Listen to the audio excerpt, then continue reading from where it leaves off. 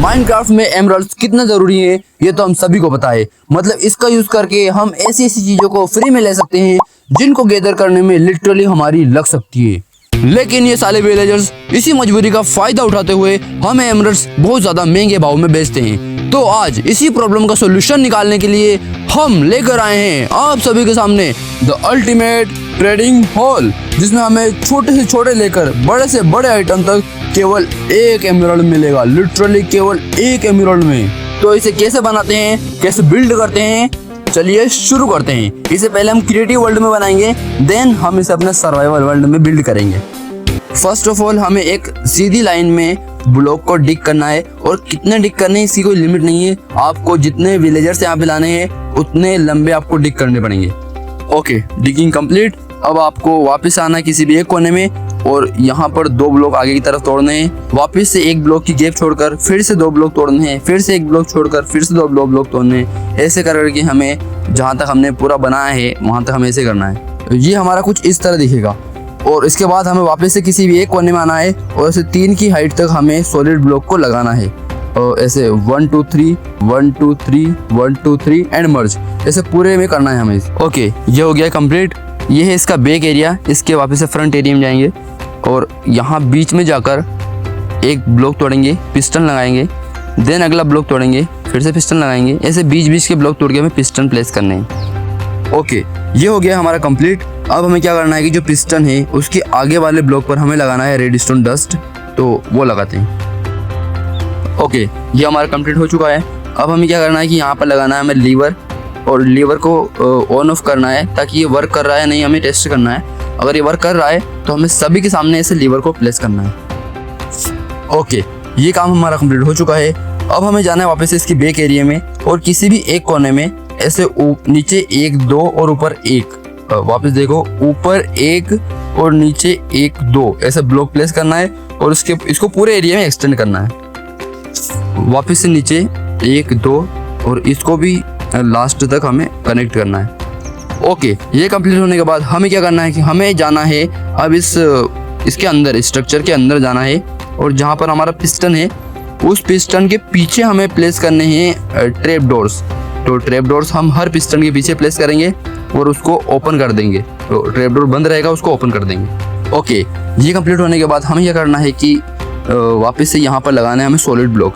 जहाँ पर हमारा ट्रैप डोर है, ट्रैप डोर के ऊपर 1 सॉलिड ब्लॉक और उसके साइड में ऐसे 2 सॉलिड ब्लॉक हमें प्लेस करने हैं। पूरे एरिया में हमें ये प्लेस करने हैं, तो हम ये प्लेस करते हैं।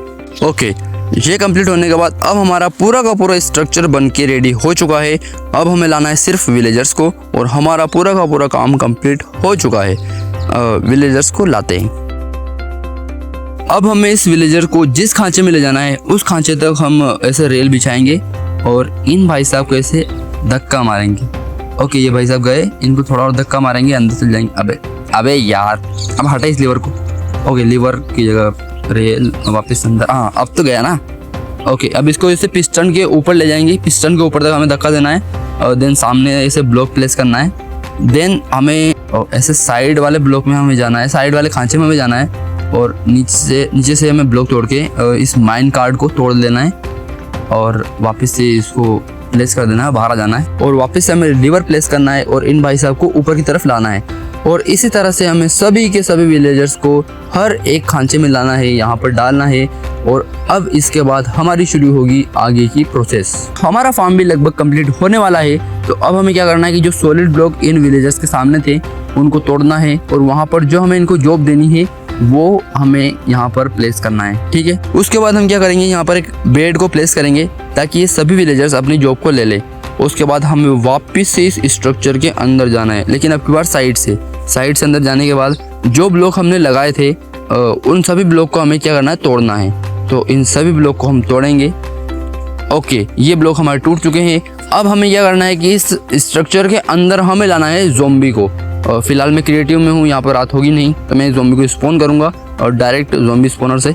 और आप अगर सर्वाइवल में हो तो रात के टाइम पर आप ज़ॉम्बी को यहाँ पर ला सकते हो। उसके बाद आपको बाहर आना है, इन विलेजर्स के सामने जो लीवर है उसको दबाना है ताकि ये सभी विलेजर नीचे जाएंगे, वो ज़ॉम्बी इनको मारेगा, ये ज़ॉम्बी विलेजर बनेंगे, फिर से ये ऊपर आएंगे और हम इनको क्योर करके इनकी ट्रेड को हम सस्ते में लेंगे।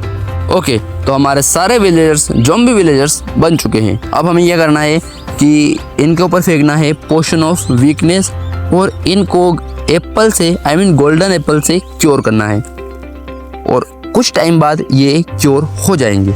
हमारा विलेजर वापस से नॉर्मल बन चुका है। अब इसकी ट्रेड देखो तुम, पहले 41 में ये पावर 5 की बुक दे रहा था, अब ये ओनली एंड ओनली 16 में दे रहा है। अब हमें वापस क्या करना है, वापस से इसको नीचे भेजना है।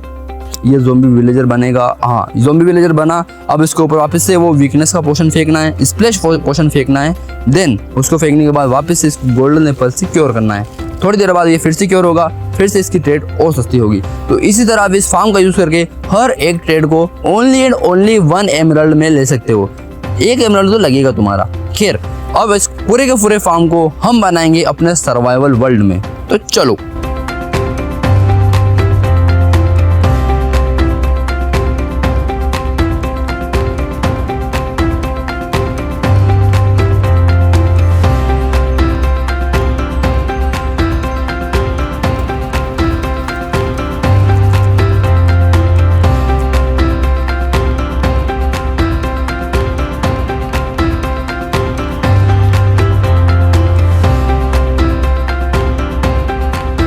ओके तो ये फार्म मेरा सर्वाइवल में कंप्लीट हो चुका है। मैं सारे विलेजर्स को यहाँ लेकर आ चुका हूँ, लेकिन अब हमें इनको क्या करना है कि क्योर करना है। पहले ज़ॉम्बी बनाना है फिर क्योर करना है, लेकिन उसके लिए मुझे चाहिए होंगे ढेर सारे गोल्डन एप्पल और उसके लिए मुझे चाहिए होगा ढेर सारा गोल्ड, जो कि मेरे पास फिलहाल नहीं है। तो पहले हम बनाएंगे गोल्ड का फार्म, फिर ये करेंगे। तो मिलते हैं आपसे नेक्स्ट वीडियो में, तब तक के लिए अगर वीडियो पसंद आए हो तो लाइक करो, चैनल पर नए हो सब्सक्राइब करो। मिलते हैं आपसे नेक्स्ट वीडियो में, तब तक के लिए बाय बाय।